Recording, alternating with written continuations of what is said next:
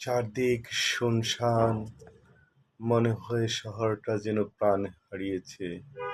ভয়ার্ত রাতের পাংশুটে মুখ, জানালা থেকে রাস্তায় চোরাচোখ, মনে পড়ে একাত্তর কালো রাত।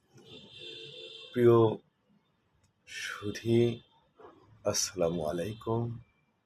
আমি জাহিদ আল রাজি আপনাদের সাথে আছি। আমি আমার স্বরচিত কবিতা থেকে পাঠ করব। আজকের কবিতা হানাদার দেখেছি আমিও। চারদিকে শুনশান, মনে হয় শহরটা যেন প্রাণ হারিয়েছে। ভয়ার্ত রাতের পাংশুটে মুখ, জানালা থেকে রাস্তায় চোরা চোখ, মনে পড়ে একাত্তর কালো রাত।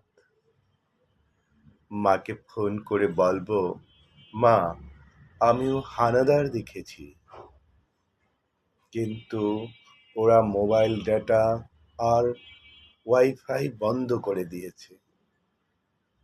ফোন করতে গিয়ে দেখি আমার মোবাইল ব্যালেন্স শূন্য। রিচার্জ করতে বাইরে পা বাড়াই। সহকর্মী বলেন, কোথায় যাবেন? বাহিরে কারফিউ, সান্ধ্য আইন।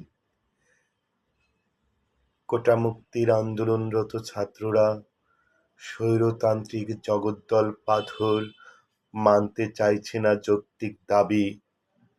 তাই বাজছে অসম রণবেড়ি, আক্রমণের পথ বেছে নিয়েছে।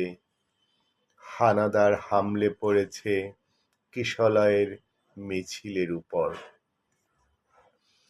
তাজা প্রাণের গলগলে রক্ত, বুকের মানচিত্রে লেলিহান, আগুনে পুড়ছে স্বাধীনতার অন্তর। মাগো, বলতে পারো কার বিরুদ্ধে যুদ্ধ? আমরা কবে স্বাধীন ছিলাম? ব্রিটিশ উপনিবেশ জাল ছিঁড়ে দেখি পাখিদের মোটা শিকল। তারপর শিকল বিকল করার মন্ত্র শিখলাম, কিন্তু স্বদেশ বলতে একটি লোহার খাঁচা পেলাম। আমাদের আম জাম লিচু কাঁঠাল পাট ধানের ক্ষেত, ইলিশের জাল শস্যতলায় লুকিয়েছিল মোগল আমলের বর্গী, ব্রিটিশ আমলের জলদস্যু আর পাক আমলের হানাদার বংশ পুরুষেরা, আর আমাদের প্রতিবেশী বন্ধু নামের ভণ্ড শত্রুরা। একাত্তর পুরাণের ধ্বজা উড়িয়ে আজ তারা সর্বস্ব শোষণের হকদার।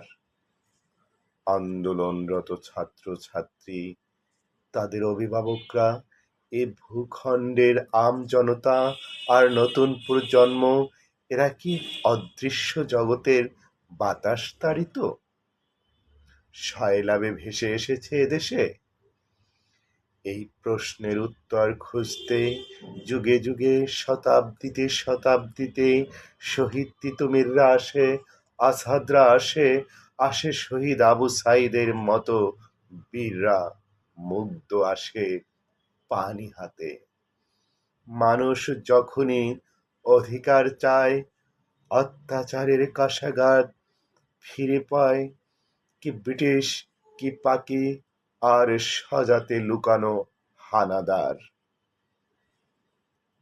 কেল্লা আবার নির্মিত হবেই, মা ভেবো না, আমরা স্বাধীন হবই।